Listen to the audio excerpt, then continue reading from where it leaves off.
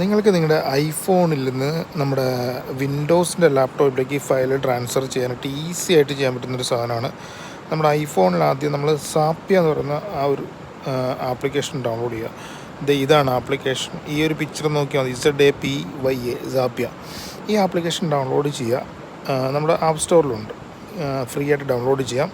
അതിനുശേഷം നമ്മുടെ വിൻഡോസിൻ്റെ ലാപ്ടോപ്പിൽ നമ്മൾക്ക് ഇതേ പ്രോഡക്റ്റ് തന്നെ വീണ്ടും നമ്മൾ ഇൻസ്റ്റാൾ ചെയ്യുക. ക്വിക്കായിട്ട് തന്നെ നമുക്ക് ഇൻസ്റ്റാൾ ചെയ്യാൻ പറ്റും. എന്നിട്ട് നമ്മളത് കണക്ട് ചെയ്യുക. സിമ്പിളായിട്ട് കണക്ട് ചെയ്യാം. കണക്ട് ചെയ്ത് കഴിഞ്ഞിട്ടുണ്ടാവും നമ്മുടെ വീഡിയോ ഫയൽസ് എത്ര വലിയ 1 GB 2 GB എത്ര വലിയ വീഡിയോ ഫയൽസ് ആണെന്നുണ്ടെങ്കിലും ഈസി ആയിട്ട് നമുക്ക് നമ്മുടെ ലാപ്പിലേക്ക് ട്രാൻസ്ഫർ ചെയ്യാൻ പറ്റും.